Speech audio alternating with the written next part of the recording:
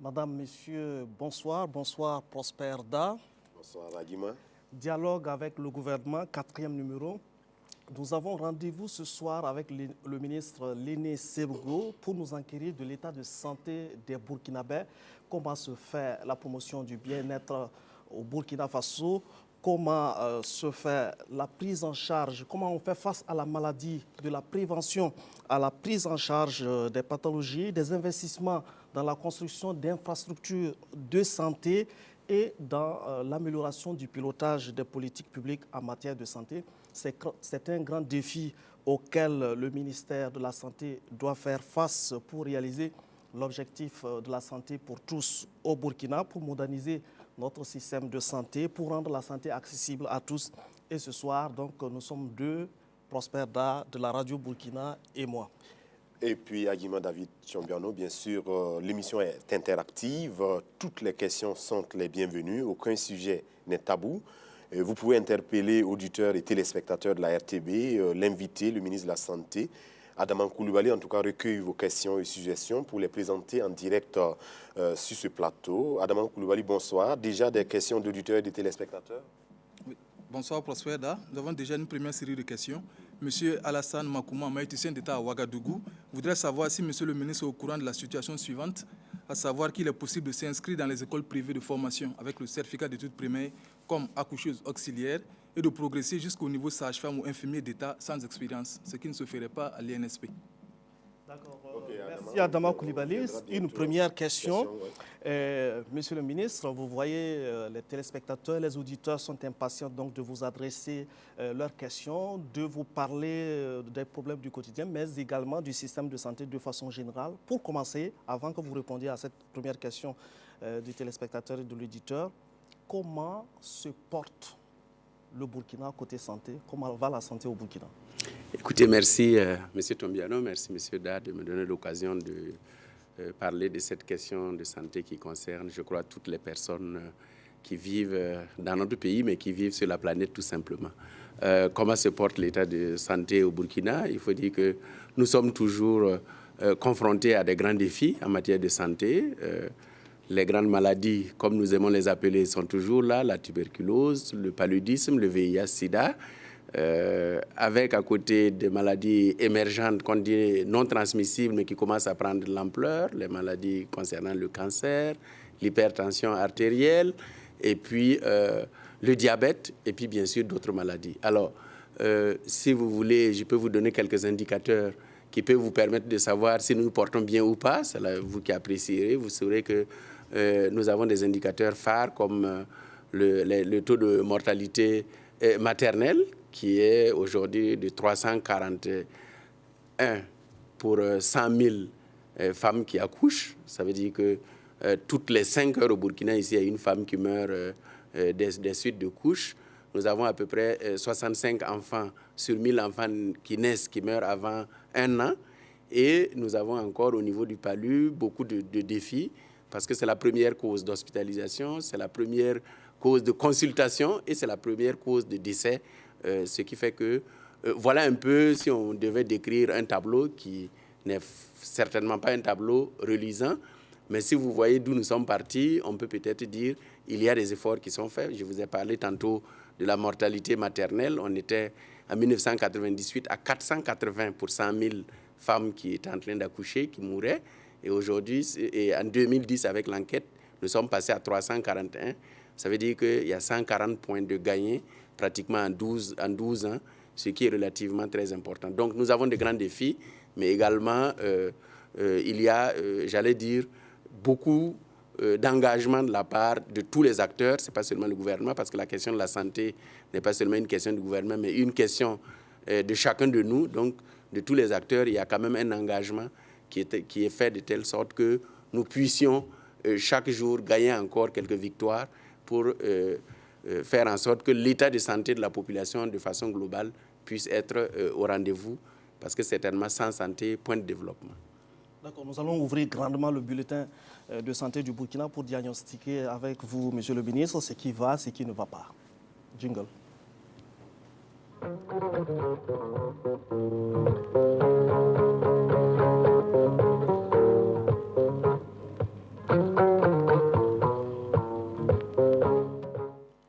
Monsieur le ministre, vous avez planté largement le décor. Le paludisme est toujours la première cause de consultation et même de mortalité dans notre pays. Et comment cette maladie a été vécue cette année, où des gens ont dit que quand même il y a eu des pics? Est-ce que cela est vrai? Non, c'est tout à fait vrai. Chaque année, nous avons une période de pic. C'est la période, j'allais dire hivernale, celle qui va pratiquement du mois de juillet, mois d'août jusqu'au mois d'octobre, où effectivement on connaît une plus grande affluence des populations vers les centres de santé, avec pour cause qui sont atteints par le paludisme. Donc, on ne doit pas dire autre chose, mais il faut aussi faire comprendre que de plus en plus, nous saisissons mieux nos statistiques parce que des conditions permettent aux populations de pouvoir aller vers les centres de santé. Des facilités sont faites, par exemple, pour la prise en charge des femmes enceintes et des enfants de moins de 5 ans, où effectivement la prise en charge est gratuite. Mais il faut reconnaître qu'effectivement, en ces périodes-là, c'est des périodes de pic où vous voyez de longues files devant les pharmacies, vous voyez de longues files au niveau des centres de santé. Tout simplement. Cela malgré les efforts du gouvernement en matière de distribution de MILDA et de prise en charge, comme vous l'avez dit, des femmes enceintes et puis des enfants. Alors, quelle panacée pour venir à bout du paludisme? Non, il faut dire que nous devons d'abord travailler beaucoup sur la prévention, parce que c'est de cela qu'il s'agit. Comment faire en sorte que chaque Burkinabé puisse être protégé parce qu'il dort sous une moustiquaire? Comment faire en sorte que toutes ces eaux usées, stagnantes qui sont autour de nos domiciles puissent être, faire en sorte que ces eaux n'existent plus et celles qui sont là, qu'on puisse les désinfecter pour éviter que ce soit le nid de reproduction de ces moustiques. Parce que, comme vous le savez, justement, on parle de la période hivernale avec les pics parce que c'est la période où les moustiques agissent le plus. Et le travail qu'il y a à faire, c'est d'abord un travail de sensibilisation, un travail de prise de conscience de l'ensemble de toutes les populations sur la nécessité qu'ils doivent se protéger. Mais ça, on le fait déjà depuis des années. Non, je ne suis pas sûr que vous le faites. Je ne suis pas sûr que chaque Burkinabé qui prend une moustiquaire se dort sous une moustiquaire.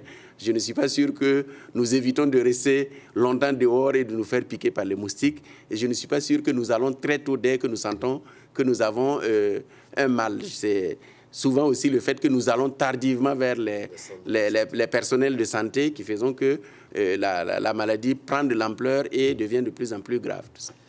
Et ça fait la deuxième campagne de distribution gratuite de moustiquaires imprégnés.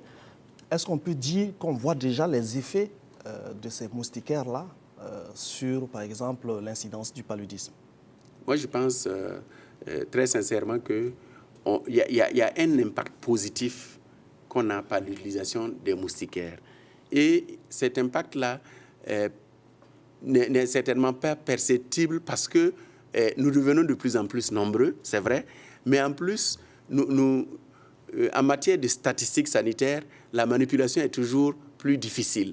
C'est-à-dire qu'aujourd'hui, en 2011, on dit qu'il y avait seulement 20 000 personnes qui allaient pour cause de palu. En 2012, il y en a 30 000. Est-ce qu'il y a un impact? Oui. Parce que peut-être l'accessibilité est beaucoup plus accrue. Les gens se rendent vers les centres de santé. Mais je suis sûr, parce que ce n'est pas nous qui avons décidé tout simplement d'utiliser ces méthodes de prévention contre le palud. C'est des méthodes acceptées au niveau international. L'OMS recommande qu'on utilise les moustiquaires, qu'on puisse... j'allais dire détruire les larves au niveau des eaux stagnantes. Et je crois que c'est en insistant autour de cela que nous pourrons parvenir à réduire l'effet du paludisme sur nos populations.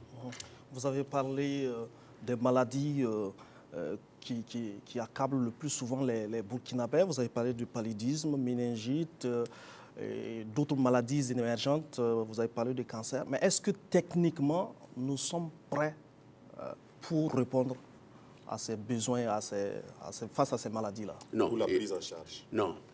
Si on était techniquement prêt à répondre à tout ça, on n'aurait pas d'évacuation vers l'extérieur. Nous sommes encore à un stade où, effectivement, pour un certain nombre de maladies, nous n'avons pas suffisamment de plateaux techniques à mesure de prendre en charge. Nous n'avons pas de ressources humaines qualifiées suffisantes pour faire face au nombre de personnes qui sont là.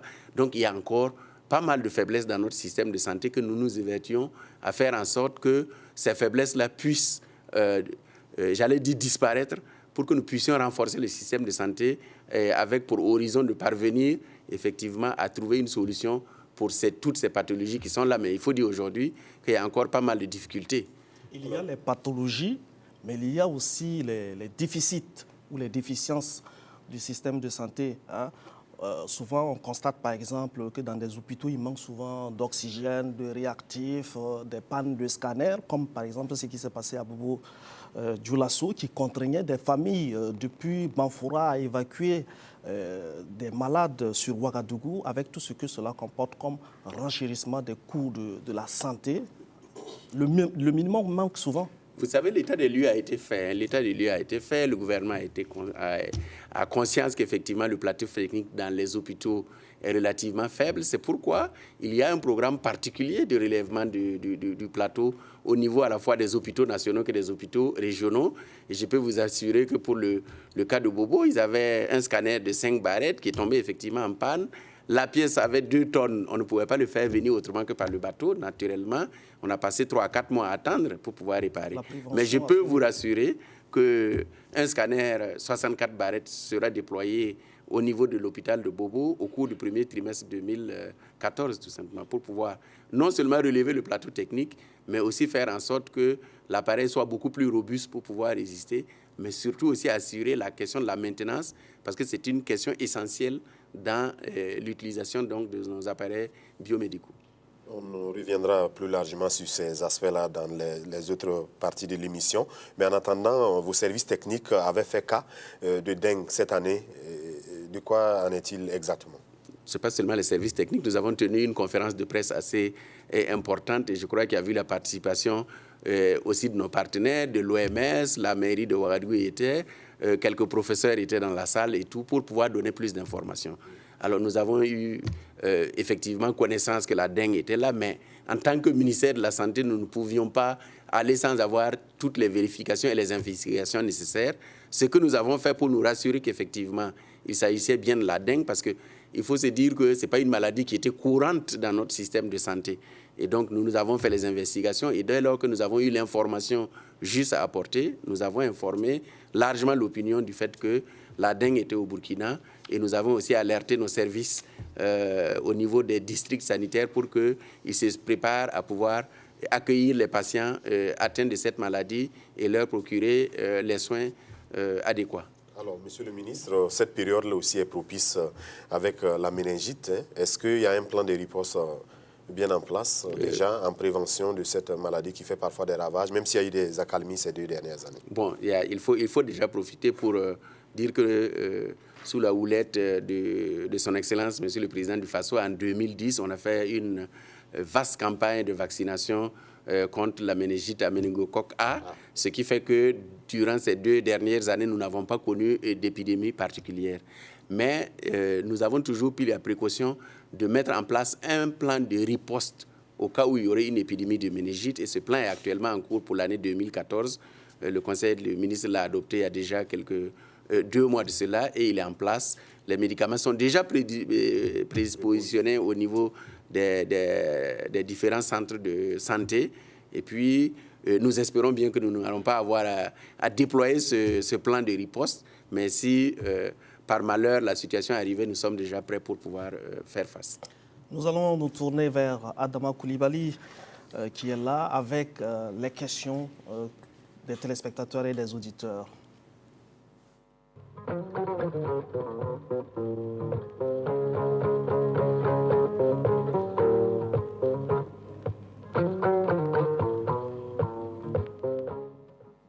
Bien, pour cette première série de questions, nous avons tout d'abord M. Alassane Makouma, maïticien d'État à Ouagadougou, qui voudrait savoir si M. le ministre est au courant de la situation suivante, à savoir qu'il est possible de s'inscrire dans les écoles privées de formation avec le certificat d'études primaires, comme accoucheuse auxiliaire, et de progresser jusqu'au niveau sage-femme ou infirmier d'État sans expérience, ce qui ne serait pas possible à l'ENSP, École nationale de santé publique. Nous avons ensuite M. Ayouba Maïga, qui dit que son épouse travaille en tant qu'agent itinérant de santé au CSPS de Cambouessin grâce au programme de volontariat. Il dit que la garde est assurée par un seul agent et malheureusement, le 12 décembre dernier, elle revient de la garde le visage ensanglanté. Tout ce dont elle se souvenait, c'est qu'aux environs de 18 h, elle a été surprise de se réveiller avec des gens autour d'elle. Et donc, il voudrait savoir pourquoi les responsables désignent un seul agent pour assurer la garde. Bien, ensuite, nous avons un téléspectateur qui souhaiterait avoir des éclaircissements sur la carrière des garçons et filles de salle. Voilà. Il dit qu'après une année de formation, ils sont classés en catégorie D, 2 ou 4B. Il dit que ces mêmes agents, après 2 ans de formation, sont reversés dans la catégorie D1 ou 4A. Il voudrait comprendre pourquoi, après un total de 3 ans de formation, des agents se retrouvent toujours dans les mêmes catégories. Il voudrait comprendre. Nous avons ensuite M.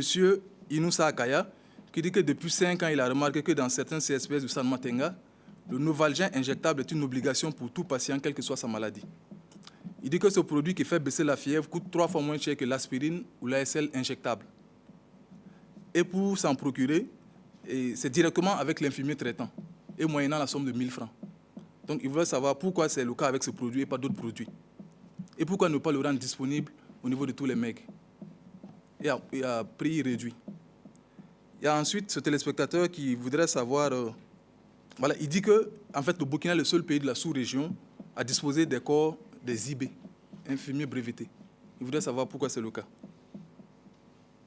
Nous avons ensuite M. Ibrahim Ouattara Banfoura qui voudrait savoir à quoi servent les 3 500 francs que les patients payent pour chacune de leurs dents arrachées au CHR, après avoir payé non seulement 1 000 francs pour la consultation, et également les frais d'ordonnance. Il y a enfin un téléspectateur qui voudrait savoir simplement les frais de consultation, c'est pourquoi. Et pourquoi ça coûte cher la nuit.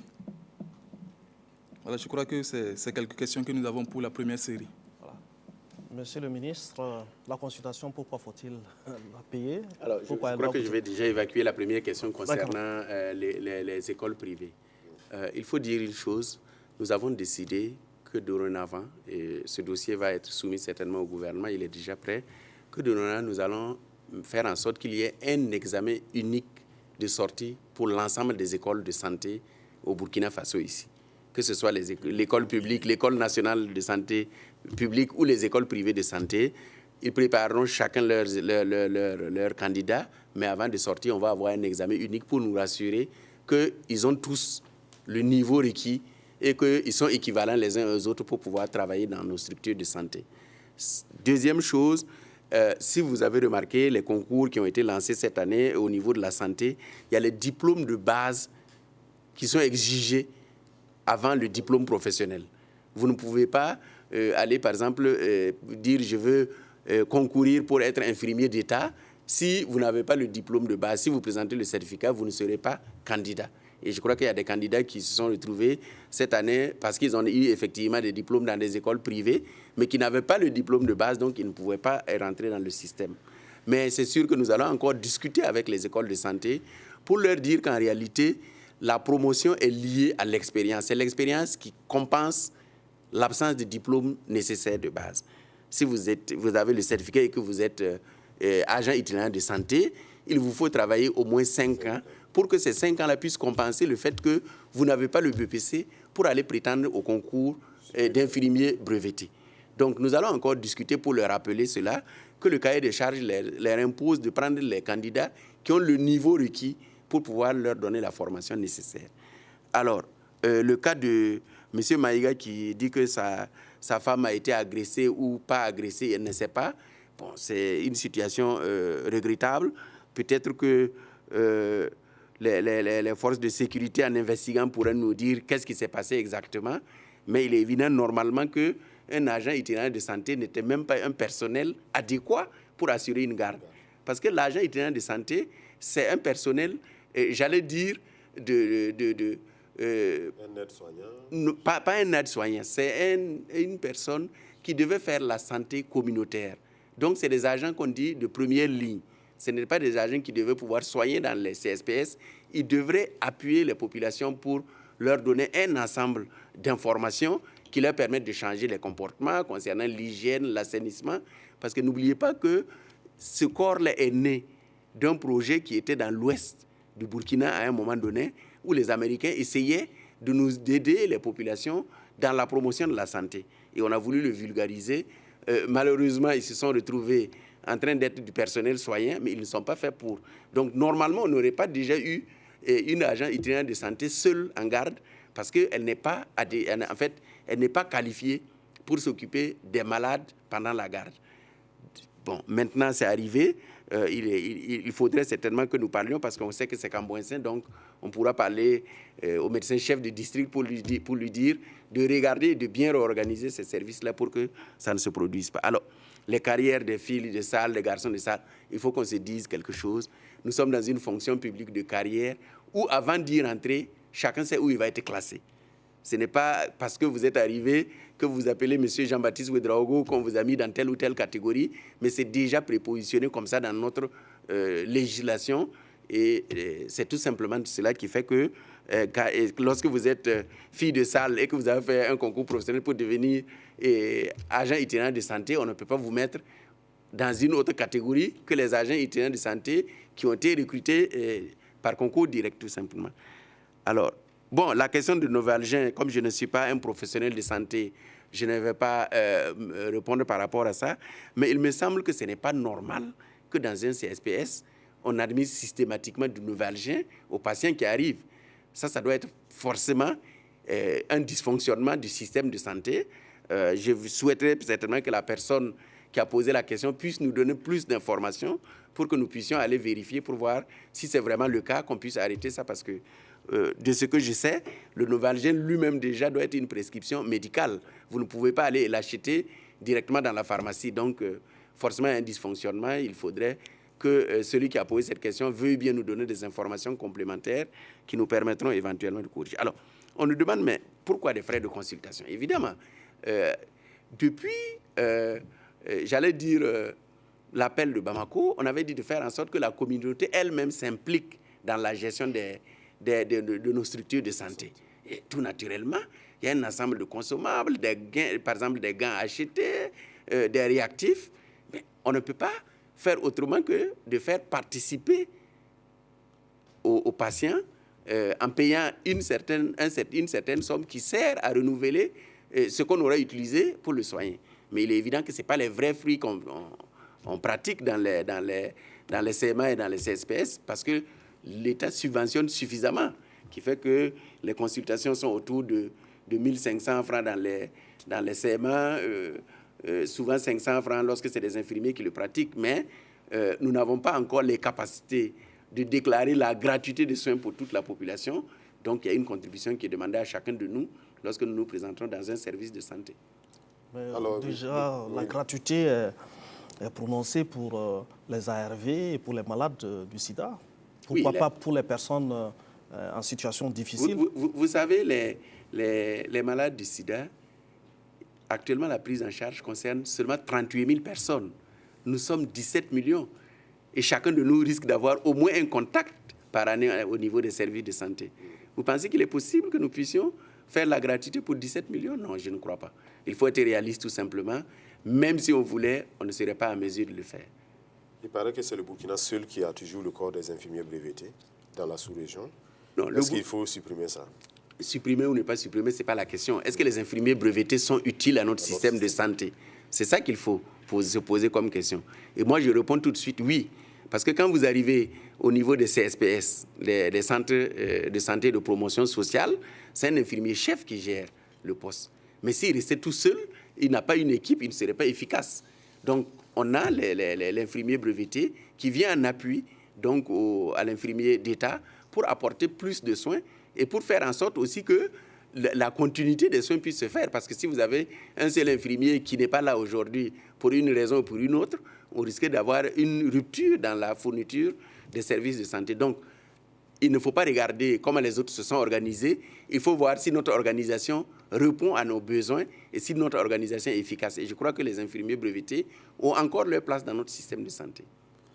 Voilà, nous allons aborder à présent la deuxième partie de cette émission, le deuxième volet, qui porte notamment sur les efforts d'amélioration de l'offre de santé.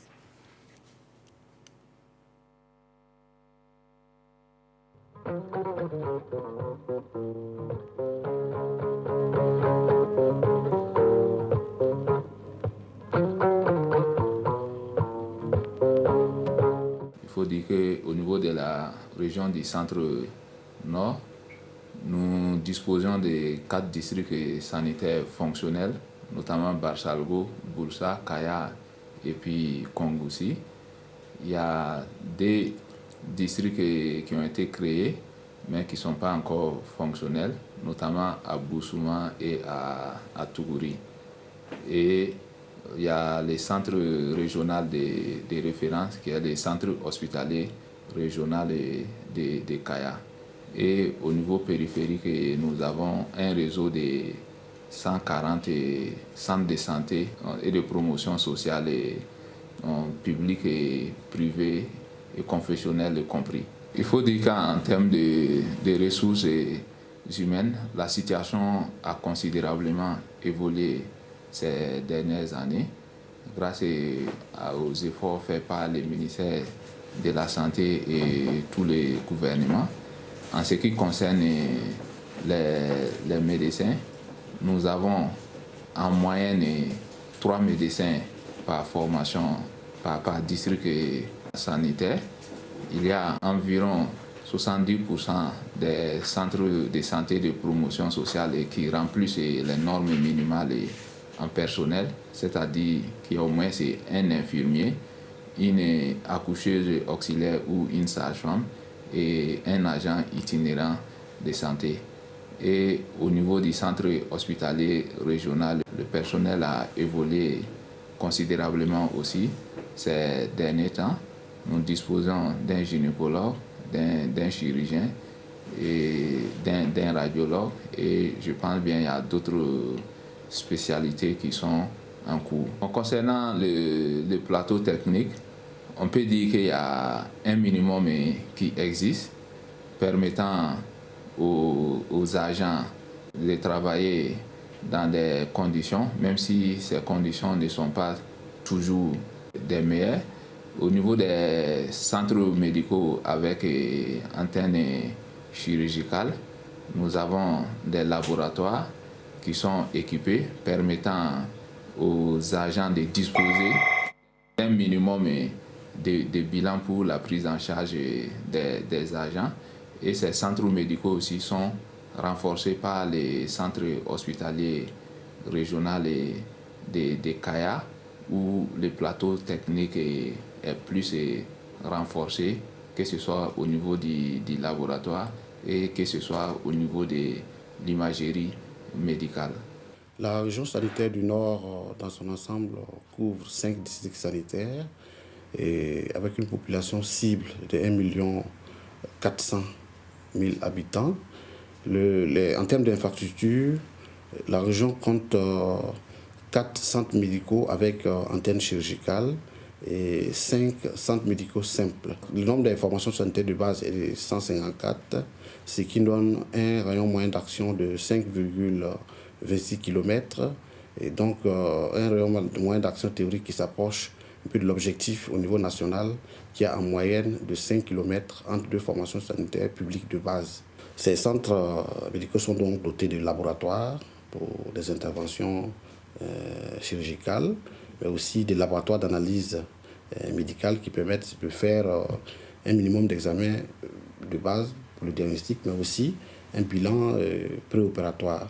On a aussi au niveau de ces CMA-là tout le dispositif qui permet d'assurer ce qu'on appelle la référence et la contre-référence. Parce qu'il faut se dire que nous fonctionnons dans un système intégré de districts où les plateaux techniques se complètent. Les formations sanitaires de base réfèrent des malades au niveau des CMA Et les CMA allaient tout aussi refaire des malades au niveau de l'hôpital de Ouayouya. Donc tout ça, c'est doté d'équipements. On a 28 ambulances actuellement qui permettent d'assurer ce système de référence et contre-référence dans la région de façon globale. Et il faut dire aussi qu'il y a aussi certaines formations sanitaires qui restent dans notre jargon, qu'on appelle des formations sanitaires isolées, que ce soit des maternités ou des dispensaires, au nombre de 29. Et on a aussi des formations sanitaires privées, et au nombre de 9, et une agence de la CAMEG qui permet de desservir en termes de médicaments pour nos 5 dépôts répartitaires de médicaments et le centre hospitalier régional au niveau de Ouayouya.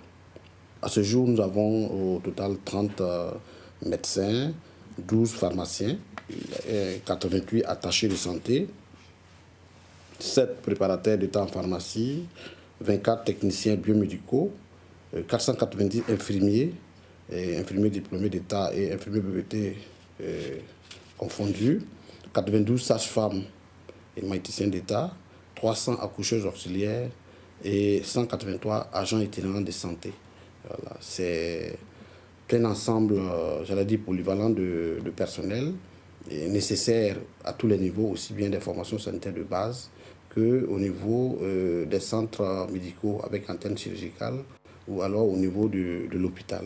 Nous arrivons à faire tous les examens de laboratoire durant d'un CHR. Nous avons des spécialistes à ce niveau. Nous avons en tout cas un plateau technique neuf, c'est un hôpital neuf.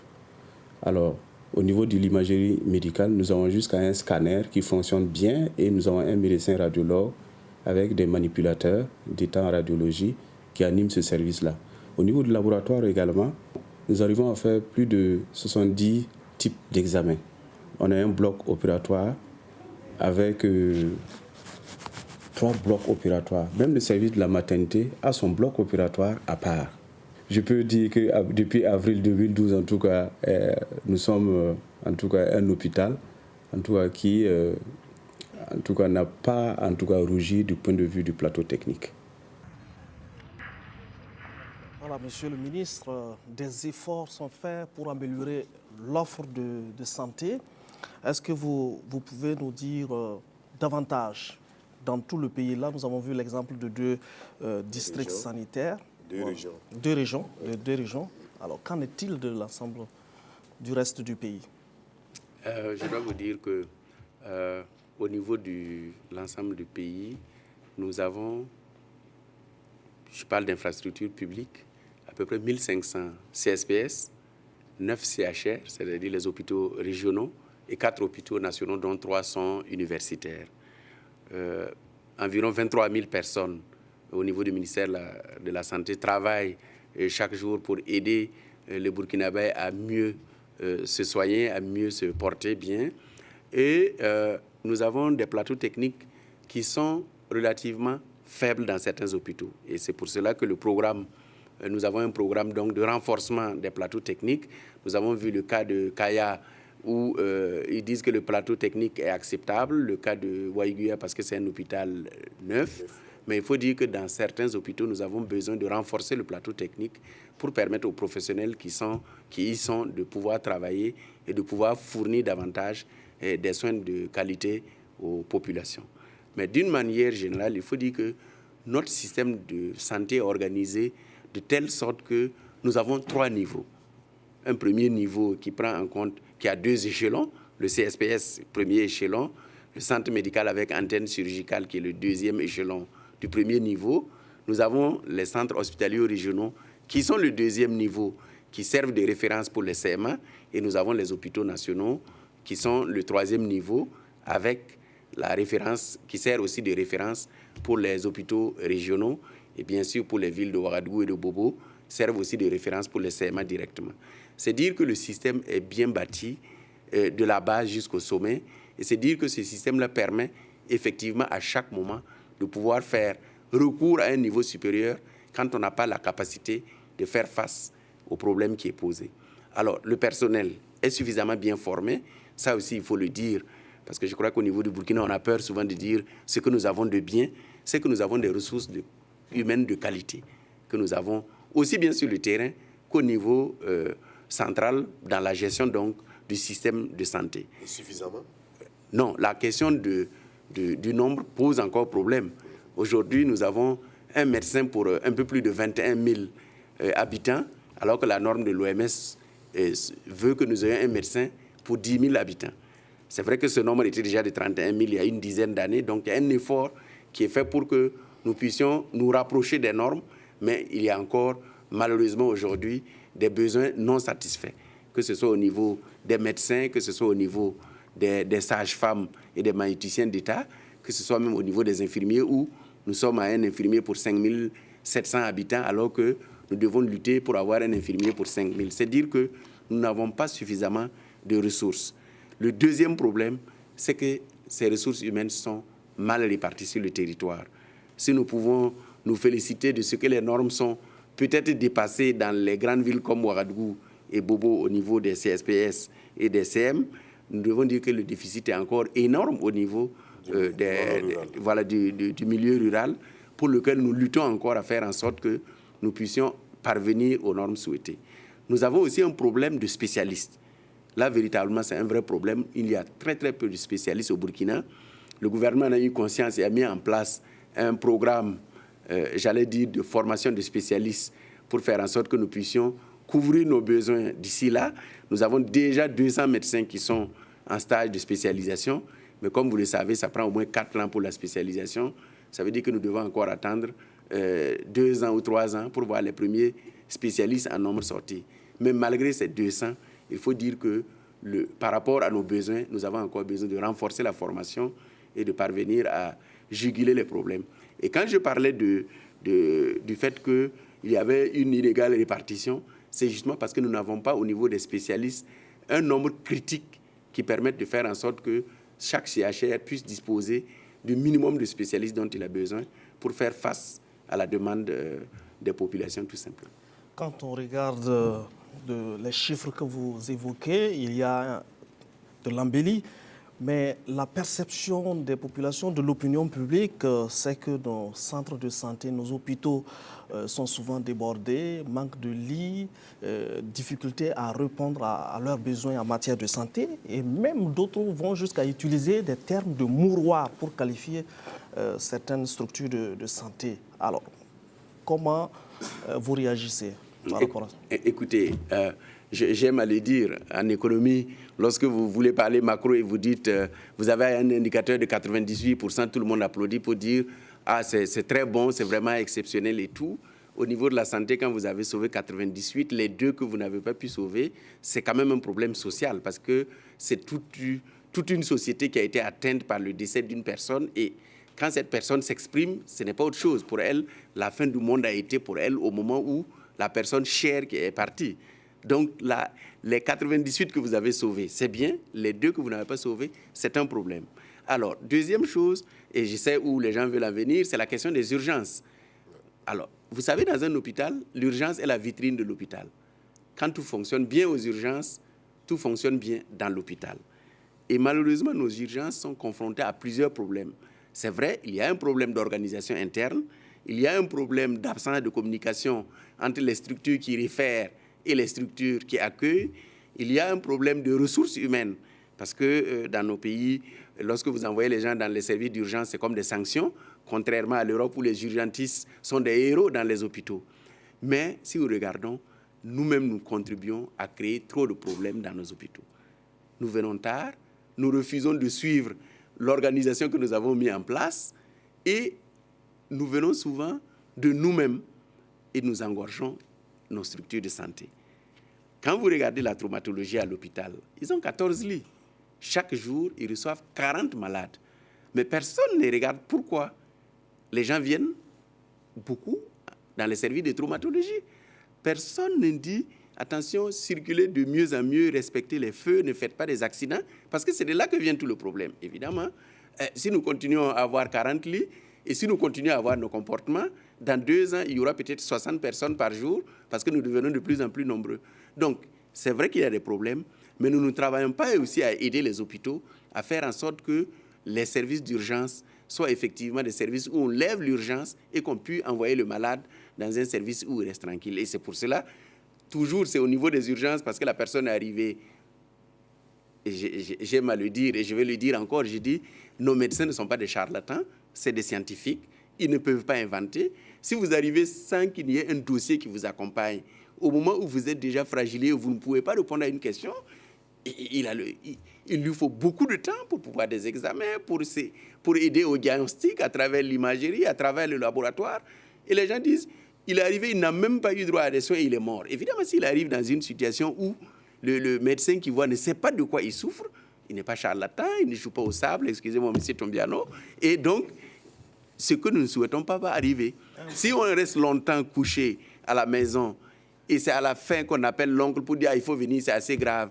Il arrive lui-même, il prend avec son véhicule, il met ses feuilles de détresse et puis il fonce à l'hôpital. Bon, il est arrivé à l'hôpital, mais il n'a pas trouvé d'abord la solution. Donc, je pense qu'il y a effectivement des problèmes. Mais nous devons, nous tous, chacun de nous qui est acteur, doit faire en sorte que les urgences ne soient pas engorgées. Et naturellement, quand les urgences ne sont pas engorgées, les services à l'intérieur ne vont pas être encombrés.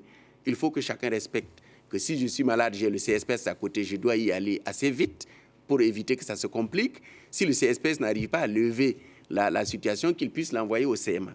Mais je dois dire aussi que nous avons travaillé actuellement pour voir qu'est-ce qui ne va pas au niveau de nos CMA, les centres médicaux à Ouagadougou, parce que c'est eux qui réfèrent à l'hôpital.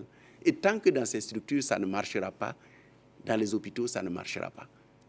Donc, nous avons essayé d'évaluer quels sont les problèmes. On l'a fait aussi pour Bobo. Nous allons sortir tout de suite les résultats et voir quel plan d'action on va mettre en œuvre pour faire en sorte que ces CMA-là puissent bien fonctionner et faire en sorte que ce soit seulement les malades potentiellement qui ont besoin d'être pris en charge à un niveau supérieur, qui puissent se retrouver dans les hôpitaux. Justement, puisque vous avez ouvert la brèche sur les urgences, nous allons faire un focus sur l'hôpital national Yalgado, Ouedraogo. Voilà. L'hôpital de référence. L'hôpital de référence.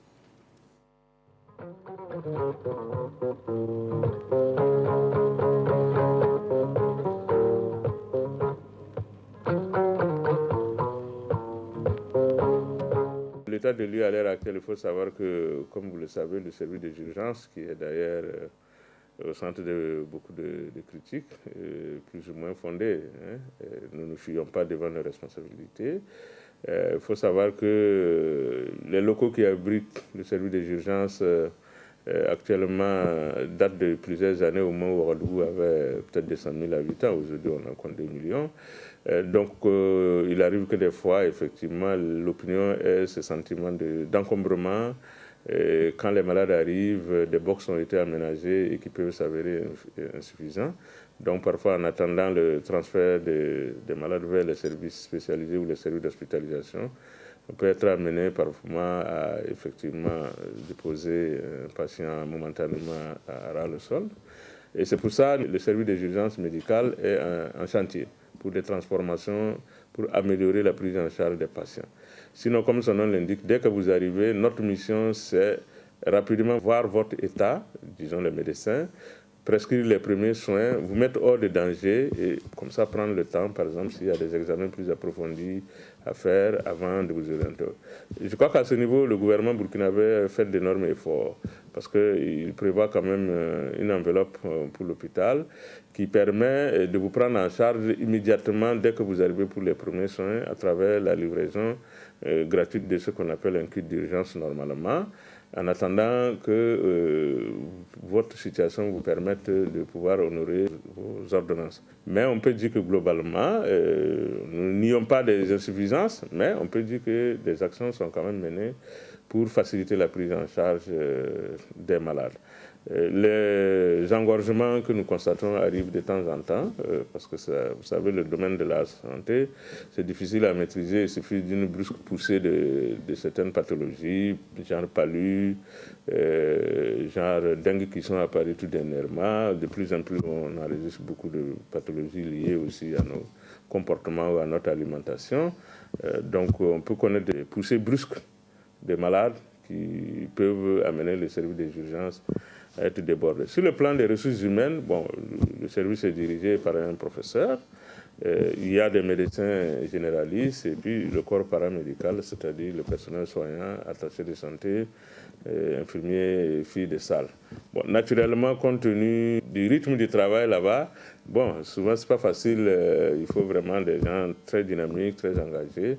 Et parfois, certains médecins qu'on affecte aux urgences ont le sentiment que c'est une punition, alors que tout bon médecin devrait plutôt commencer sa carrière là-bas parce que c'est vraiment une source d'enrichissement sur le plan, j'allais dire, professionnel, pour un médecin en tout cas qui veut vraiment travailler, s'enrichir, parce que c'est là où vous pouvez voir tous les cas, toutes les situations et qui vous enrichit professionnellement.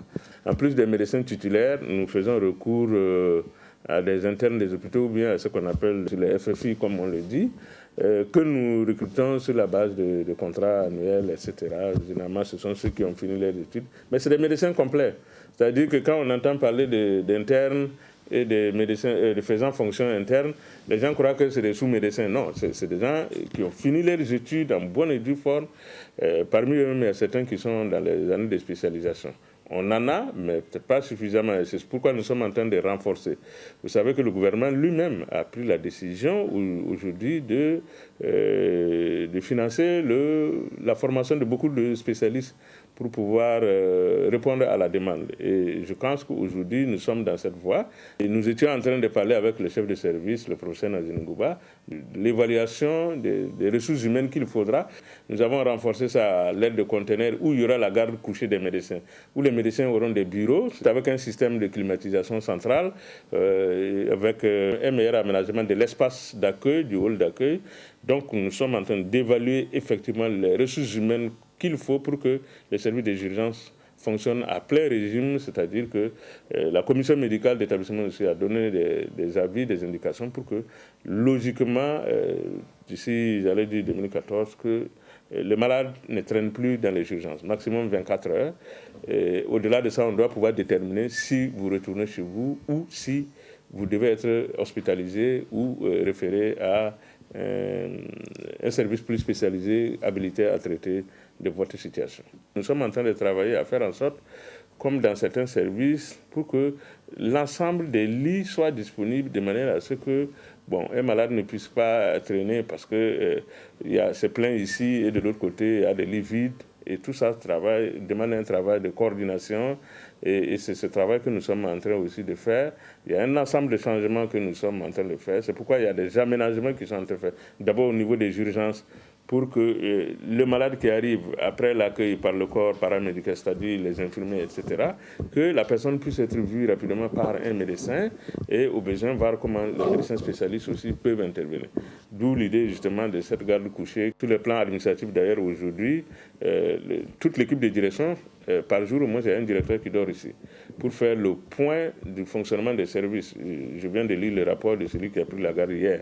C'est dit qu'actuellement, nous sommes en train de faire un travail vraiment de fond et je voudrais féliciter l'ensemble du corps médical et paramédical qui adhèrent à ces nouvelles initiatives et que peut-être leur vrai effet, les gens le constateront à partir en tout cas du premier mois de 2014.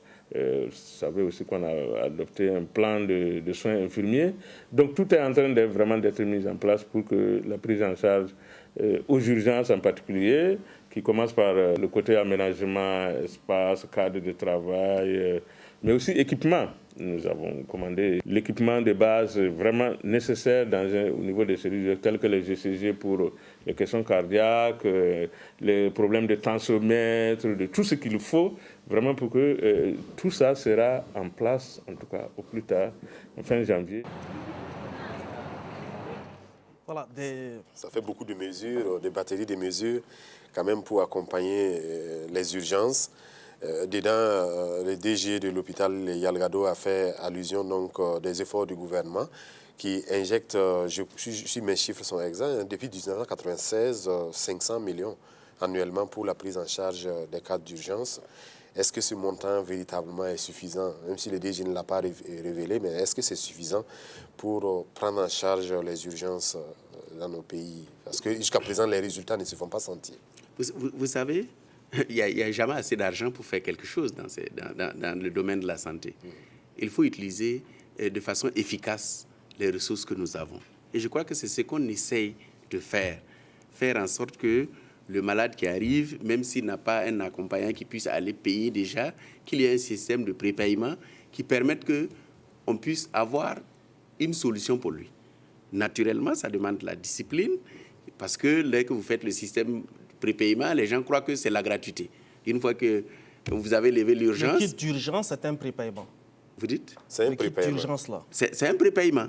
C'est pas gratuit.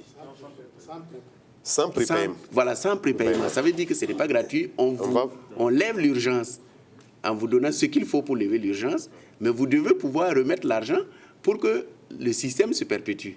C'est parce que cela n'est pas fait que chaque année, le gouvernement est obligé de donner encore de l'argent pour faire face à ça.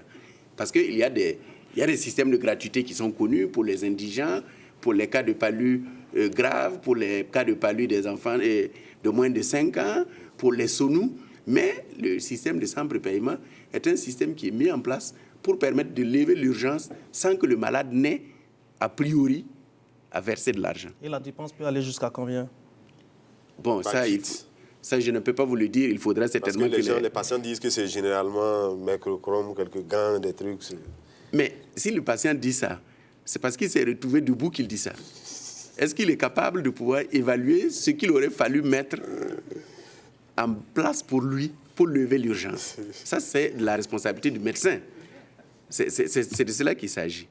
Donc, nous travaillons à faire en sorte qu'effectivement, chaque personne qui arrive aux urgences, et je crois que le directeur général de l'hôpital vous a dit ce que nous sommes en train de faire, agrandir déjà les espaces, faire en sorte que le personnel puisse rester couché, surtout le personnel médical, que les médecins puissent être là, qu'on puisse les appeler dès qu'il y a un cas, qu'ils puissent faire le tour des services pour s'enquérir de la situation des malades qui arrivent en urgence, et aussi faire en sorte que nous puissions sensibiliser encore davantage les hommes à participer au processus. Parce que si les malades eux-mêmes ne participent pas au processus, il va toujours se bloquer. Et l'État sera obligé toujours de mettre de l'argent. Est-ce que l'argent est suffisant? Normalement, c'est un fonds de roulement. Il devrait être largement suffisant si chaque fois, parce qu'on n'aura pas besoin de 500 millions pour soigner un malade. Peut-être qu'on a besoin d'un kit de 50 000, 100 000. Mais si on remet ce kit-là chaque fois que l'urgence est levée, ça veut dire que nous avons un fonds de roulement qui tourne bien. Malheureusement, ce n'est pas le cas. Et ce n'est pas seulement à l'hôpital de Ouagadougou, c'est dans la plupart de nos hôpitaux où, une fois que vous levez l'urgence, la personne se lève et dit non, que c'est une gratuité, on ne sait pas pourquoi on lui demande de payer, malgré les explications et tout. Donc, l'argent ne peut pas être suffisant dans ces conditions. Des travaux de réaménagement sont conduits, des projets d'équipement sont envisagés, mais on avait cru entendre qu'il fallait reconstruire l'hôpital Yalgado, surtout qu'il est situé dans une zone submersible. Je ne sais pas, qu'en est-il? Vous avez tout à fait raison. Il faut peut-être que je profite pour dire que le gouvernement a adopté le 1er août un programme d'investissement prioritaire pour le secteur de la santé qui prévoit pratiquement 10 projets que nous devons mettre en œuvre pour avoir des résultats d'ici 2016-2017. Et parmi ces projets figure en bonne place la construction de l'hôpital, du nouvel hôpital Yalgado. Nous avons décidé, le Conseil des ministres a décidé qu'on ne le construira plus. On ne va pas réhabiliter l'hôpital, on va le construire sur un nouveau site. Et je crois que la mairie nous a déjà plus ou moins indiqué la place où elle souhaitait que cet établissement puisse être réalisé. En attendant, parce que nous savons bien sûr que la construction d'un hôpital va prendre, et son équipement ne va pas prendre moins de 5 ans, en attendant, nous sommes obligés de renforcer l'existant pour qu'il puisse tenir encore le temps que le nouvel hôpital se construise. Et nous pensons qu'également, l'hôpital que nous sommes en train de construire au secteur de 30 pourrait être un pôle de Yalgado pour désengorger un peu les services au niveau de l'hôpital Yalgado. Alors, s'agissant du nouvel hôpital, les thèmes de référence sont finalisés avec l'ensemble des professionnels et tous les acteurs. Et je crois que le dossier de l'étude de faisabilité devrait être lancé peut-être d'ici une semaine, d'ici 2 semaines, je ne peux pas vous dire exactement. Mais il sera situé où, cet hôpital? Il sera situé sortie route de Waïguia. Alors, il a été question aussi dans votre dispositif aussi d'hôpitaux de district. De quoi s'agit-il exactement? Où sont les CMA? Disons que quand nous sommes arrivés, nous avons fait le constat qu'il y avait beaucoup de CMA aussi qui demandaient à être réhabilités sur l'ensemble du territoire. Donc, parmi les programmes dans le programme d'investissement prioritaire, figure la réhabilitation de l'ensemble des segments du territoire. Et une équipe mixte a déjà fait une visite des lieux. Nous savons actuellement quels sont les besoins de réhabilitation. Et je crois que là-dessus aussi, le gouvernement a déjà fait un effort de doter dans le budget 2014 un montant pour pouvoir permettre de réhabiliter les segments. À côté de ça, il y a des hôpitaux régionaux qui sont dépassés, on ne peut plus rien faire. C'est celui de Fada, c'est celui de Dédougou, et puis dans un futur proche, celui de Gawa. Là, le gouvernement a instruit de construire de nouveaux hôpitaux. Et je crois qu'au niveau de Fada, en fait, nous en avons fait un projet unique, Fada, Dédougou et Gawa. Je crois qu'au niveau de Fada aussi, le terrain nous a déjà été indiqué. Les études de faisabilité vont se réaliser pour que nous puissions commencer très tôt à déménager cet hôpital vers un lieu beaucoup plus adapté où il y a plus d'espace. Il y a bien sûr, dans le programme, si vous me permettez de compléter, des centres spécialisés. Nous voulons faire un centre d'hémodialyse à Bobo, parce qu'aujourd'hui, nous avons le seul centre à Ouaga. Naturellement, nous avons un problème de personnel, mais nous avons discuté avec les professionnels donc, de la dialyse pour que nous puissions trouver des solutions intermédiaires en attendant que des spécialistes puissent être formés, de telle sorte que nous puissions aussi avoir un centre d'hémodialyse à Bobo. J'ai parlé de maladies émergentes qu'est le cancer et les évacuations à l'extérieur du pays. La plupart des évacuations concernent le cancer. Ça coûte cher. Nous avons décidé également de construire un centre de cancer au niveau de Ouagadougou pour réduire les évacuations vers l'extérieur et puis faciliter la prise en charge des malades.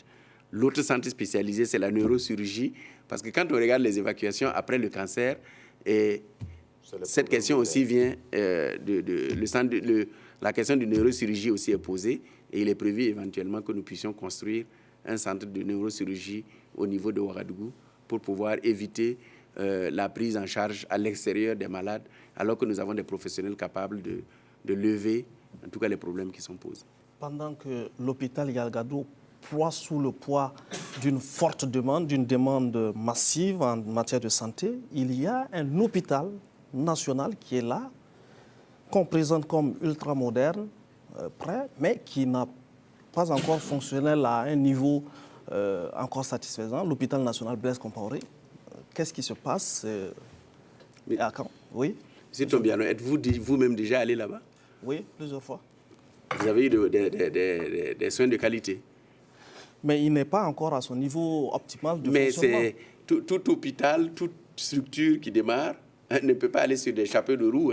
C'est progressivement que les gens sont rassurés qu'ils peuvent trouver des soins de santé dans cet hôpital et qu'ils y vont. Et je crois que si vous prenez l'expérience de Charles de Gaulle, parce que je connais ça, parce que je l'ai vu, Charles de Gaulle au départ n'avait pas non plus autant d'affluence. Pendant longtemps, les gens se référaient toujours à l'hôpital jusqu'à ce qu'ils se rendent compte qu'ils ont le bénéfice d'une structure qui offre des soins de qualité et ils n'y vont pas. Et c'est comme ça que Charles de Gaulle a commencé à prendre de l'ampleur. Et en réalité, c'est aussi une question de subconscient. La tendance toujours, si quelqu'un a un accident vers Ouaga 2000, la tendance serait de le ramener à l'hôpital Yalgado parce qu'on n'a pas encore le réflexe de se dire mais nous sommes quelque part. Mais si vous suivez, si vous regardez entre le mois d'avril 2013 et le mois de novembre 2013, en quelques mois, vous pouvez voir que les chiffres commencent à monter. Nous avons aussi, justement parlant des urgences, nous sommes dans la logique d'une mutualisation des moyens qui fera en sorte que des conventions entre les trois hôpitaux, Charles de Gaulle, Yalgado et l'hôpital national Blaise Compaoré, puissent faire en sorte que chacun utilise les forces de l'autre pour devenir fort et laisse ses faiblesses aux autres qui pourront les renforcer tout simplement. Donc, je pense qu'à partir du début de l'année 2014, la mutualisation va faire le jour, qui va faire en sorte qu'effectivement, des malades qui doivent attendre longtemps à Yalgado alors qu'ils peuvent être pris en charge à Blaise Compaoré le seront et vice-versa. Alors, Monsieur le ministre, avant d'aller vers Adama Coulibaly, est-ce que l'hôpital national Blaise Compaoré a acquis son niveau optimum de plateau technique parce qu'il était annoncé la possibilité de faire de la télémédecine, des interventions chirurgicales à distance? Non, je crois que ce qu'il faut dire aujourd'hui, c'est que l'hôpital Yalgado et l'hôpital national Blaise Compaoré a le plateau technique qu'il faut. naturellement encore une faiblesse au niveau des ressources humaines qui font qu'ils ne peuvent pas parvenir à faire l'ensemble, offrir l'ensemble des services qui étaient prévus. Il faut d'abord qu'ils aient les ressources humaines, mais déjà, on a des particularités. L'IRM fonctionne, donc vous pouvez aujourd'hui aller faire un IRM à Blaise Compaoré plutôt que d'aller le faire à l'extérieur comme cela se faisait il y a seulement 6 mois. Donc, vous avez cela. Vous avez aussi un ensemble de services qui sont offerts. Vous avez suivi la dernière fois qu'il y a eu une opération à succès au niveau du cœur. Ça veut dire que l'hôpital commence à fonctionner et prendra de l'ampleur. Ils ont lancé des avis pour renforcer leur personnel naturellement dans un pays où nous n'avons pas beaucoup, si je ne suis pas convaincu. Mais ce qu'il faut dire, c'est que autant l'hôpital Yaladua Ouédraogo est en train de travailler à avoir des conventions de coopération avec des hôpitaux à l'étranger, autant l'hôpital national Blaise Compaoré aussi travaille dans ce sens-là pour que nous puissions bénéficier, j'allais dire, du renforcement des capacités des autres. Et la télémédecine, c'est de cela qu'il s'agit. On ne fait pas de la télémédecine seul, on le fait avec les autres. Et c'est dans le cadre de cette coopération qu'on pourra développer ces nouveaux services qui permettent aussi de renforcer les capacités qu'on a en termes de soins. Alors, les questions des auditeurs et des téléspectateurs, c'est avec Adama Koulibaly.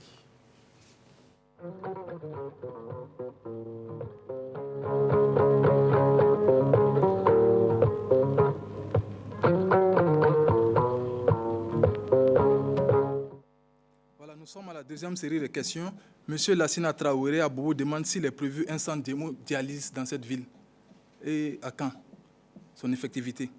Monsieur Benoît Kaboré Azorgo dit que depuis son ouverture, donc l'unique CMA de la province du Ganzourgou n'est pas en mesure d'assurer ni une échographie ni une radiographie. Donc sa question, comment cela s'explique-t-il et à quand la population peut espérer justement bénéficier de ces prestations. Avant monsieur Amadou Savadogo à Ouagadougou, non, plutôt à Kongoussi, qui voudrait savoir pourquoi les urgences sont transférées de Kongoussi à Ouagadougou au lieu d'être transférées au CHR de Kaya. Et il demande pourquoi ces évacuations sont payantes. Il demande aussi pourquoi les CMA ne sont pas dotés d'ambulances et de groupes électrogènes. C'est un constat qu'il a fait. Ensuite, nous avons un téléspectateur qui dit qu'il y a une usine de fabrication de tabac qui est annoncée à Zinéaré.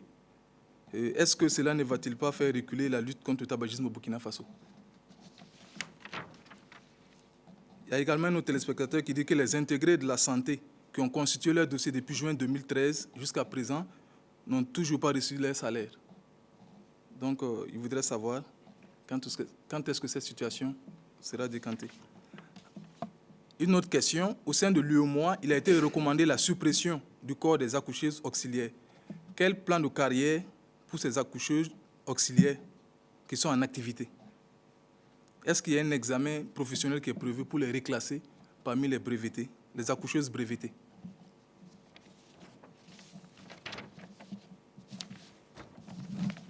Une dernière question.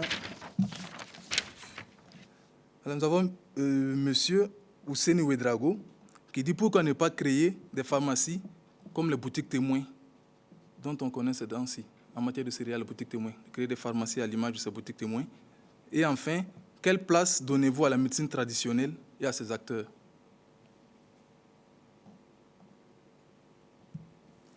Voilà. C'est tout. Monsieur le ministre. Bien, je vais essayer d'aller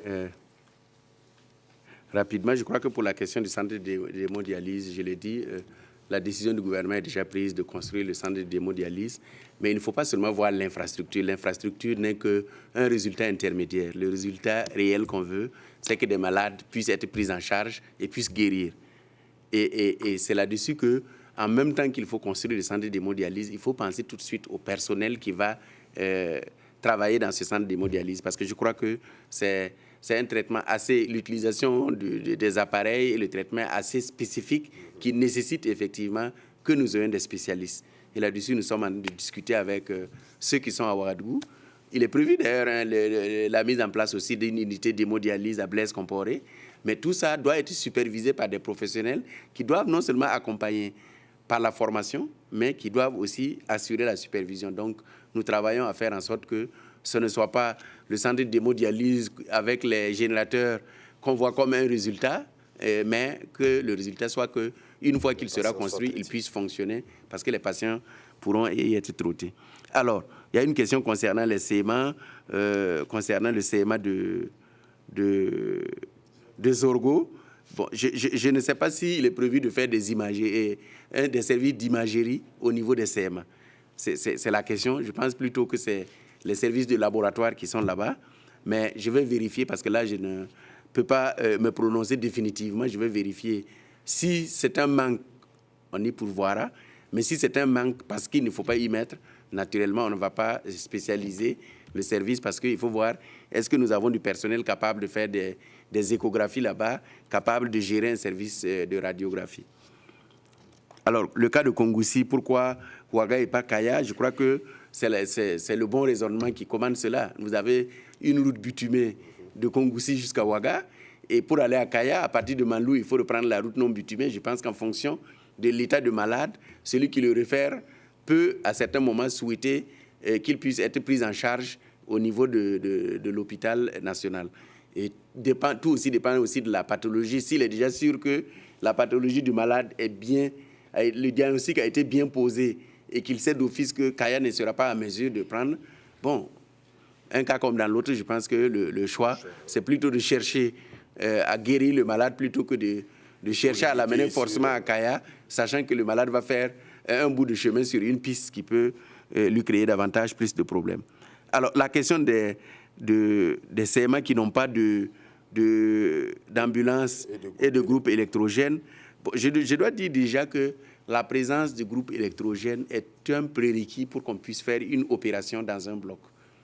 Donc, il n'est pas possible qu'il y ait un CMA, parce que le CMA, c'est centre médical avec antenne chirurgicale. Qu'il y ait un CMA qui n'a pas de groupe. S'il n'a pas de groupe, ça veut dire que des opérations ne se font pas. Et nous avons connu des cas, par exemple à Goursi, où ils ont, pas à Goursi, à Yako, où ils ont dû suspendre les interventions jusqu'à ce que le groupe qui était en panne puisse être réparé. Maintenant, je dois peut-être lui dire que par rapport aux ambulances, s'ils ne sont pas pourvus, c'est que nous n'en avons pas. Mais nous avons, je peux le rassurer, et c'est déjà connu que nous avons un programme de mise à disposition d'ambulances à tous les CMA qui doivent en avoir. Et je pense que d'ici peut-être la fin du premier trimestre 2014, ça sera un vieux souvenir. De même, je peux lui dire aussi que nous avons prévu aussi une opération groupe électrogène en 2014 pour faire en sorte que partout où il n'y a pas de groupe ou que le groupe ne fonctionne pas bien, nous puissions y placer un groupe et faire en sorte que les directeurs régionaux puissent disposer d'un groupe neuf pour pouvoir faire le relais chaque fois qu'il y a une panne. Donc, ce programme aussi a été arrêté. Alors, l'usine de tabac à Zignaré, je ne voudrais pas faire des polémiques, mais je crois que très souvent, on se trompe véritablement d'acteurs. La question du tabac, ce n'est pas lié à l'usine. La question du tabac, c'est lié à nos comportements à nous, tout simplement.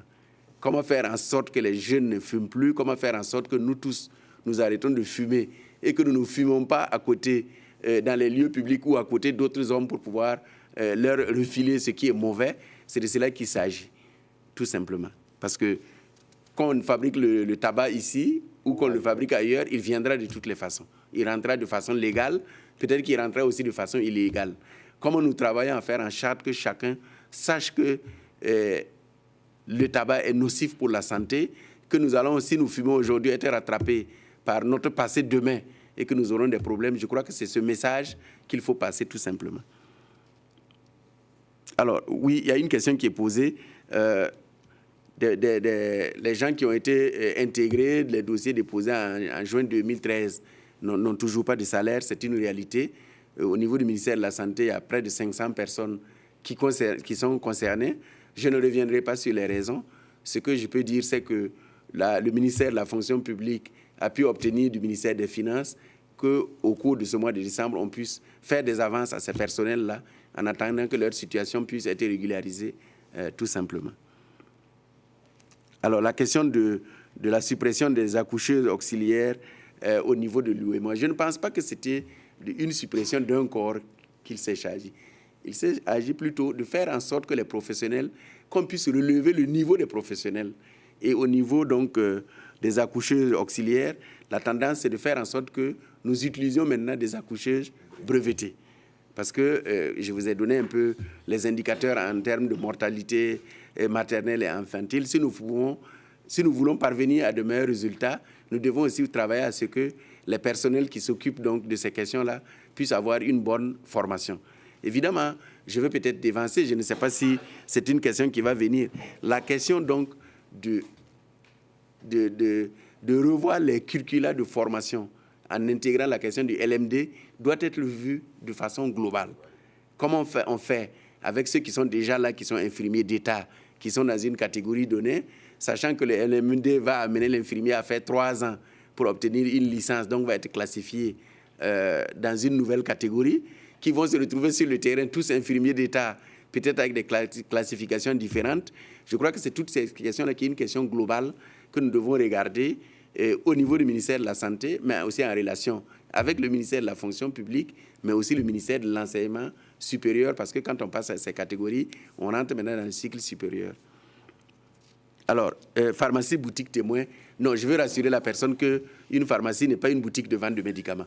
Si on réduit la pharmacie à une boutique de vente de médicaments, on risque d'avoir trop de désagréments, parce que nous risquons de nous retrouver dans des situations d'automédication où chacun va acheter ce qu'il veut sans être sûr qu'il ne s'empoisonne pas.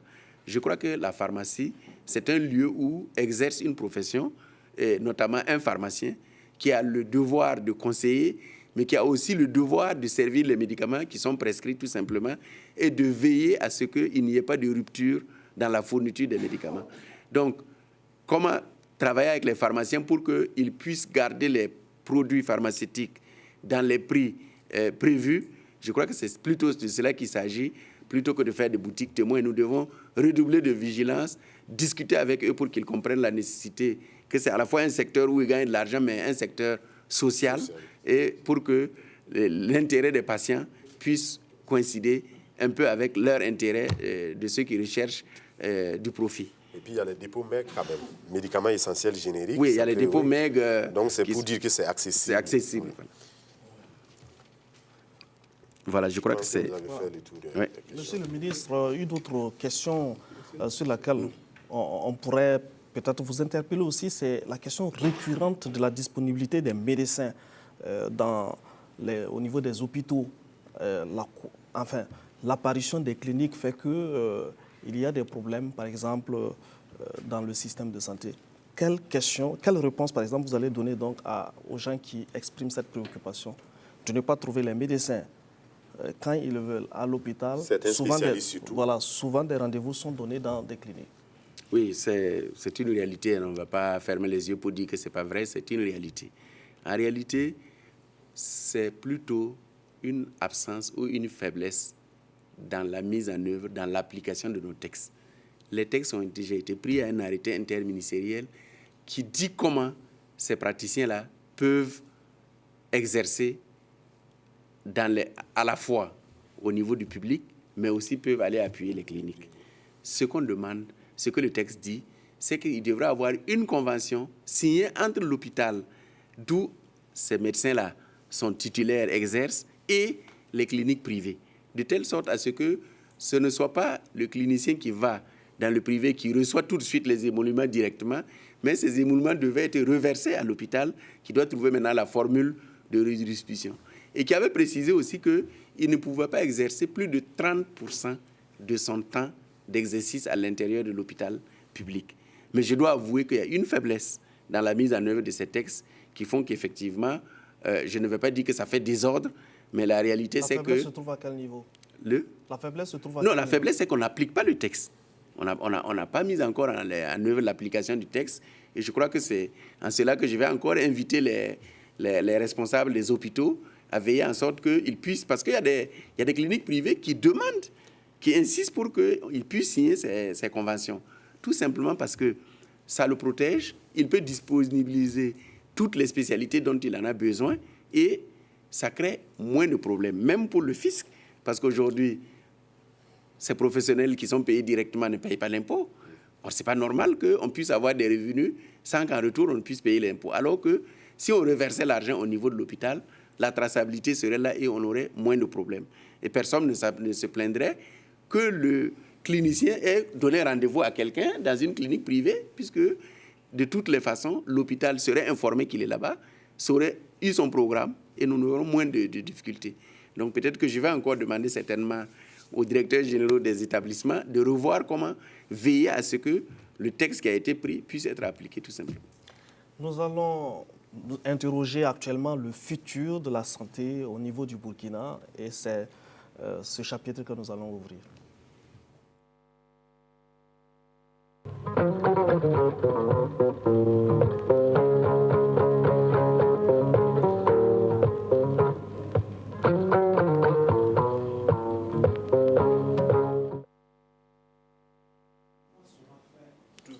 Au niveau de la santé, on entend souvent parler de la télémédecine. Il y a eu un embryon. Aujourd'hui, à quel niveau de développement sommes-nous avec cette technique qui nous ouvre de multiples possibilités?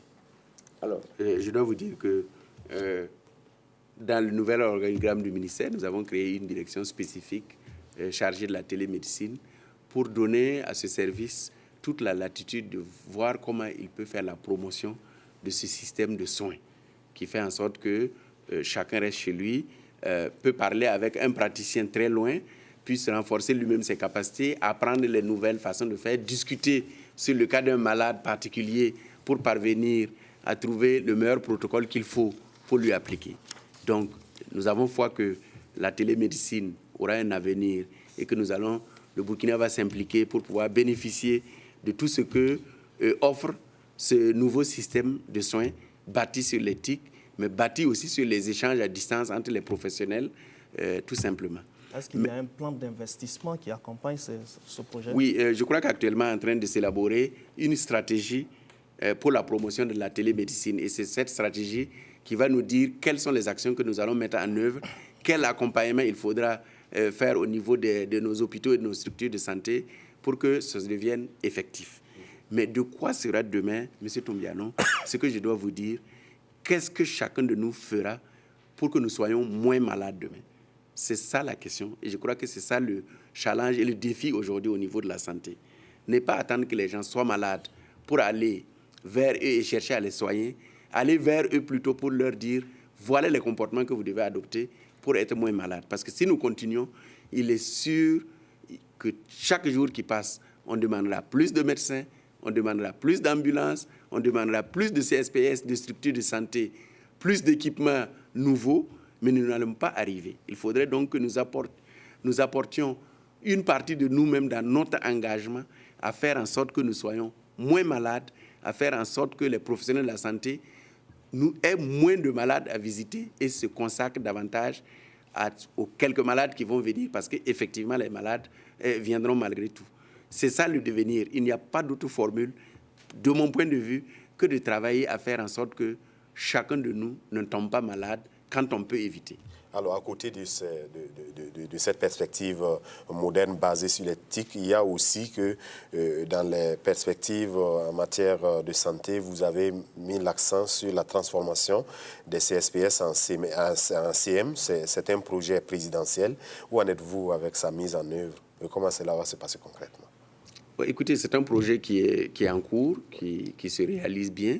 Il nous a fallu nous arrêter pour voir, parce que je vous ai dit qu'on avait un système de santé bâti sur un certain nombre de structures, les CSPS, les CMA, les CHR et les hôpitaux nationaux.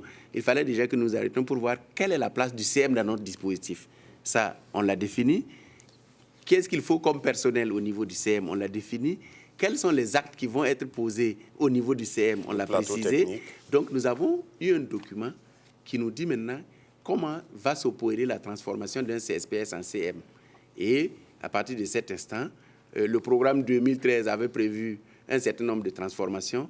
Si vous avez regardé dans les journaux, vous avez vu qu'il y a des appels d'offres qui ont été lancés pour qu'on puisse effectivement commencer pour ceux qui étaient prévus, parce que nous avons fait une programmation qui va jusqu'en 2017, en tenant compte des CM qui existaient déjà, parce qu'il y avait des centres médicaux qui existaient déjà. Donc, nous allons les remettre à niveau selon le standard que nous avons défini pour le centre médical. selon aussi la taille de la population. Donc, nous avons fait une priorité par rapport à la taille de la population, de telle sorte à ce que la programmation nous amène en 2017.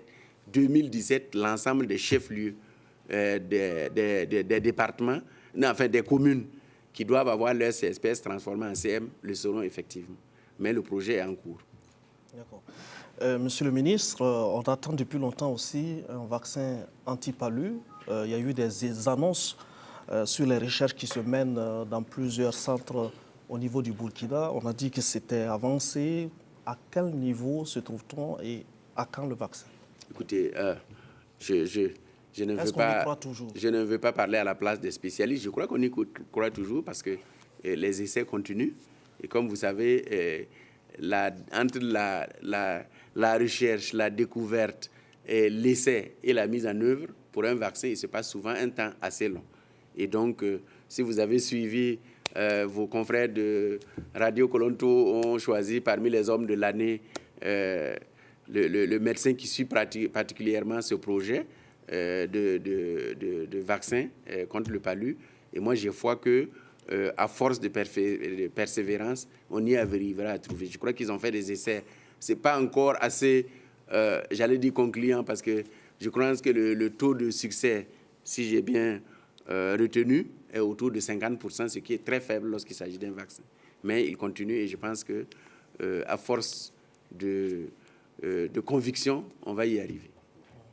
En matière de perspective de santé aussi, il y a forcément la qualité des médicaments que l'on trouve sur le marché. Souvent, les gens décrivent les médicaments, même parfois ceux qui sont vendus en pharmacie. Est-ce que vous pouvez rassurer que les médicaments qui sont disponibles au Burkina sont de bonne qualité et qu'il y a des contrôles a priori et a posteriori?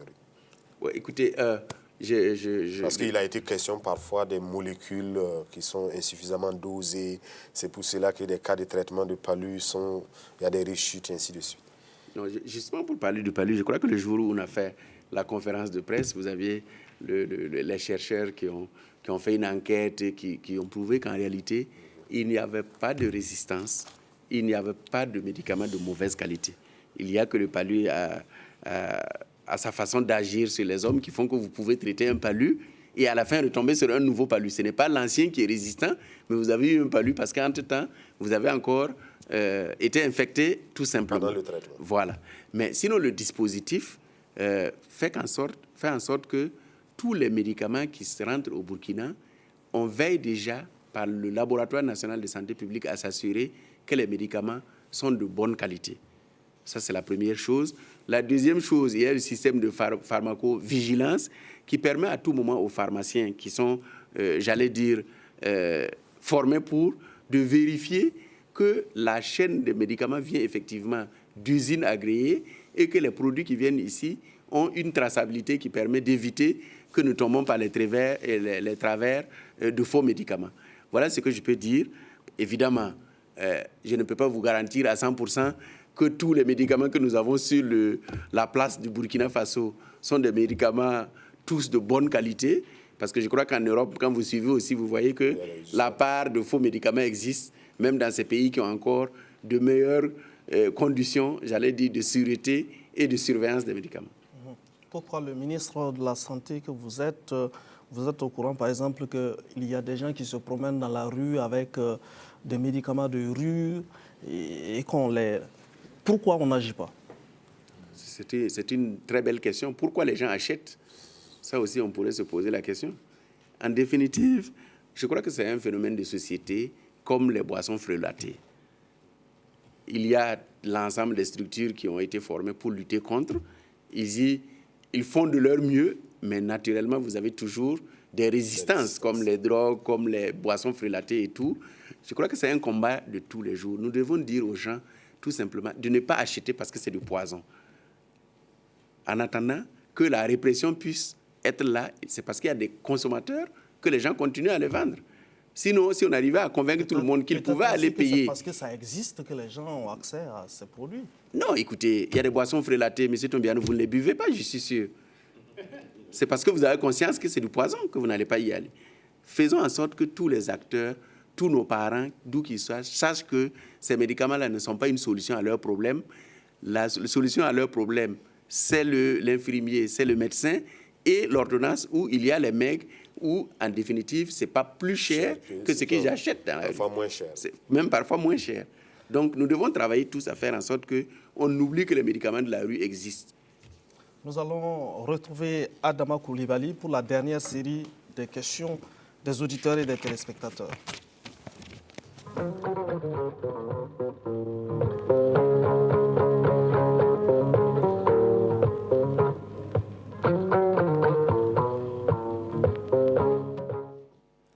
Pour cette dernière série de questions, nous avons M. Siko Dibia, attaché de santé en pédiatrie, qui dit que depuis la rentrée 2010-2011, dans tous les pays membres de l'OAS, Organisation ouest-africaine de la santé, on devrait recruter les infirmiers d'État avec le niveau bac. Et que seul le Burkina est en marge de cette politique. Donc il dit qu'ensuite, après 2015, si le Burkina continue dans cette optique, les diplômes de nos infirmiers ne seront plus reconnus au-delà de nos frontières. Et sa question, il demande si nos dirigeants ont décidé de la localisation des diplômes des infirmiers au Burkina. Ou bien qu'en est-il réellement du recrutement des infirmiers avec le diplôme de bac. Un autre téléspectateur souligne que le CCRP de la région du centre avait recommandé le remplacement des médecins-chefs par des administratifs de la santé, car, dit-il, 70% de leur temps est consacré à la gestion administrative, de sorte que le volet clinique prend un sérieux coup. On lui demande pourquoi, avec l'insuffisance criarde du nombre de médecins, les postes administratifs leur sont confiés, alors qu'il y a du personnel compétent pour cela. Et à quand les directeurs provinciaux de la santé? Monsieur Olivier Tiennet, enseignant DPS à Bama, demande s'il n'y a pas une possibilité de subventionner les établissements publics, de doter, les établissements publics de produits subventionnés ou gratuits à l'endroit des plus démunis. Il dit chaque fois qu'un élève est malade à son cours, qu'il lui suggère d'aller au CSPS, il réplique qu'on va lui donner une ordonnance et qu'il n'a pas les moyens de payer. Donc, qu'est-ce qui est fait? Est-ce qu'il y a une politique dans ce sens? Et enfin, il y a un téléspectateur qui voudrait savoir la politique du ministère en matière de prise en charge des drépanocytaires. Il ajoute qu'il a constaté que la plupart des drépanocytaires font partie des populations les plus pauvres. Je crois que c'est l'essentiel des questions pour cette dernière étape. Merci Adama Koulibaly. Monsieur le ministre, vos réponses? Écoutez, je crois que par rapport à celui qui parle de localisation des diplômes d'infirmiers au Burkina, j'en ai déjà abordé. En définitive, on dit passons au système du LMD. Nous disons oui, mais nous devons nous préparer à y aller. Et c'est ce que je dis. Si vous allez sans préparation, c'est ce qui est arrivé dans nos universités, où les gens ont dit qu'on est rentré dans le système du LMD sans se préparer. Vous avez vu que personne, en définitive, n'était content. Les professeurs se plaignaient, les étudiants se plaignaient. Et nous sommes dans un système où nous avons déjà une organisation du personnel. Et comme je l'ai dit, oui, allons-y au système LMD, mais discutons déjà pour pouvoir voir comment nous allons entrer sans créer plus de distorsions que nous voulons résoudre comme problème, tout simplement. Alors, remplacer les médecins-chefs par des administratifs, je ne vais pas rentrer dedans parce que vous savez, il n'y a pas de responsable au niveau de la santé qui ne fasse pas de l'administration ou de la gestion. Si vous prenez un chef de département à l'hôpital qui est un hospitalier universitaire, vous n'allez pas lui dire qu'il ne fait pas de l'administration parce qu'il est obligé de gérer le personnel, de leur donner la permission s'ils ne veulent pas, et s'ils veulent la permission, de leur donner des autorisations d'absence, de faire des notations sur leur carrière et tout. Donc, vous ne trouverez pas un responsable au niveau de la santé qui ne fasse pas de l'administration. Et je crois que les médecins-chefs, s'ils s'approchent bien, verront que les médecins-chefs consultent aussi. Ils ont leur heure de consultation qu'ils assurent. Ils doivent couvrir les autres généralistes qui sont dans le secteur. Et je ne crois pas qu'ils ne font que de l'administration. Donc, les directeurs provinciaux, c'est effectivement des administratifs. Et nous avons estimé que dans notre organisation, on n'avait plus besoin de directeurs provinciaux puisque nous nous sommes organisés pour avoir des districts sanitaires tout simplement. Donc, je ne sais pas s'il a fait une évaluation de notre système actuel où il trouve des faiblesses ou des défaillances qui veut qu'on revienne aux directeurs provinciaux, mais dans nos évaluations, et des évaluations indépendantes aussi qui sont faites par les organismes, on trouve que notre système est actuellement bien structuré, que chacun trouve sa place et sait donner le meilleur de lui-même en fonction du niveau où il se trouve. Alors, la question donc de la subvention au niveau de des écoles. Il faut dire que le système de santé dans les écoles sont du ressort donc des ministères de tutelle des enseignements. Nous participons à la collaboration et chaque fois qu'ils nous demandent du personnel, nous envoyons des personnels, mais il est évident que ça fonctionne dans certains niveaux. Si vous venez à Ouagadougou ici, vous allez à l'université au niveau du Sénou, vous avez des centres de santé. Si vous allez au lycée Zenda, il y a une infirmerie qui est là-bas depuis longtemps, tant qu'ils ont besoin du personnel, vous allez à Vénégré, l'infirmerie fonctionne. Je crois que c'est une organisation du ministère de l'Éducation qui peut pourvoir éventuellement et peut-être qui peut dégager aussi des ressources, si tant il est vrai qu'il faut subventionner des médicaments pour les élèves, tout simplement. Nous sommes prêts à les accompagner, nous sommes prêts à les appuyer dans l'organisation et certainement dans la mise à disposition du personnel spécialisé. C'était la prise en charge des drépanocytaires. Bon, la prise en charge des drépanocytaires. Il faut dire tout simplement qu'actuellement, nous avons un certain nombre de programmes qui concernent des maladies précises. Mais au niveau des drépanocytaires, nous n'avons pas encore de programme, de telle sorte qu'il est pris en charge comme les autres maladies et la direction de la lutte contre la maladie l'a inscrit parmi les maladies donc, sur lesquelles nous devons travailler pour voir si la quantité de malades vaille la peine qu'on mette un programme spécifique pour voir comment accompagner les maladies. Mais d'ores et déjà, je crois que nous avons, nous aussi, nos chercheurs qui ont pu trouver un médicament qui soulage de la douleur et des crises des drépanocytaires et qui n'est pas suffisamment cher. Alors, je voudrais attirer son attention sur le fait qu'ils disent que c'est une maladie des pauvres. Pas du tout. Ce n'est pas une maladie des pauvres. Ça peut attraper n'importe quelle personne. Et donc, c'est une maladie qui concerne toutes les couches. Il ne faudrait pas qu'on fasse l'amalgame entre le fait qu'il n'y ait pas un programme et le fait que cette maladie concerne les pauvres. Ce n'est pas exact. Alors, Monsieur le ministre, dites-nous, vous travaillez certainement en tandem avec votre collègue de la fonction publique sur la mise en place de l'assurance maladie universelle au Burkina. Qu'est-ce que cela peut apporter comme perspective en matière d'offres sanitaires et d'amélioration de la santé des populations? Vous savez, de façon générale, l'assurance est définie comme, j'allais dire, la transformation du risque individuel en risque collectif. C'est parce que, sachant que tout seul, je ne peux pas faire face à un problème qui sera posé, que je vais m'assurer. Au niveau du véhicule, le jour où je ferai un accident et que ça va demander 30 ou 10 millions de réparations, je ne peux pas, alors je vais payer 70 000 ou 100 000, de telle sorte à être couvert le jour où je crée ce risque. Je crois qu'au niveau de l'assurance maladie, on est parti du constat que le coût de la santé est aujourd'hui assez élevé pour nos poches à nous, pris individuellement. Et on s'est dit, quel système allons-nous trouver pour que chaque élément du groupe puisse être pris en charge une fois qu'il est malade.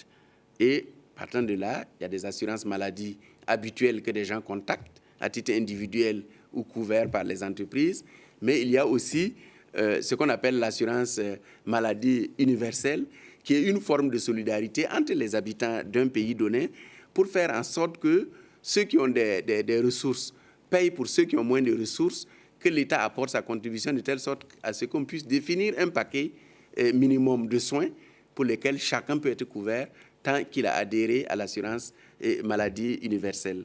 Et comme généralement c'est des assurances obligatoires, alors tous les citoyens sont concernés. Alors, Monsieur le ministre, est-ce que la médecine traditionnelle, la pharmacopée, fait-elle partie du futur de la santé au Burkina? Ah oui, cette question avait été posée et je crois que je l'avais omis. Il faut dire qu'au niveau du ministère de la Santé, nous nous sommes engagés à accompagner la pharmacie et la pharmacopée traditionnelle, la médecine traditionnelle. Nous nous sommes engagés à l'accompagner en encadrant déjà ce qu'on appelle tradis praticiens couramment, mais aussi à faire la promotion de nos chercheurs qui veulent soigner par les plantes. Parce que c'est de cela qu'il s'agit. Et en définitive, aujourd'hui, dans les prescriptions, il y a un certain nombre de médicaments qui sont déjà sur la liste des médicaments découverts au niveau national, qui sont déjà sur la liste des médicaments qu'on peut prescrire à des malades. C'est dire que nous avons foi à cela. Et du reste, le gouvernement essaie d'organiser les tradis praticiens et a prévu même de construire un centre pour la pharmacopée traditionnelle de manière à pouvoir les encadrer pour faire en sorte que ce qui peut être dérive dans la mise en œuvre de la pharmacie traditionnelle telle que nous les connaissons ne soit plus sujet à préoccupation, mais qu'on puisse soigner les malades avec une sécurité acceptable. Monsieur le ministre, une dernière question avant de nous quitter. Je suis malade, je n'ai rien pour payer ni la consultation, ni peut-être l'ordonnance que l'infirmier ou le médecin va me prescrire. Suis-je condamné ou bien est-ce que le ministère de la Santé, l'État burkinabé, a un dispositif qui me permet de me tirer d'affaire sans que j'aille aggraver les indicateurs de l'indice humain de développement tel qu'on le publie dans le PNUD et qui nous donne des rangs vraiment... voilà. Vous me posez la question au moment où on vient de lancer la semaine passée le mois de solidarité. Je crois que le mois de solidarité, c'est pour collecter des ressources, pour être solidaire vis-à-vis de toutes les personnes au niveau du Burkina qui ne sont pas capables de pouvoir prendre en charge leur santé ou leur alimentation par moment.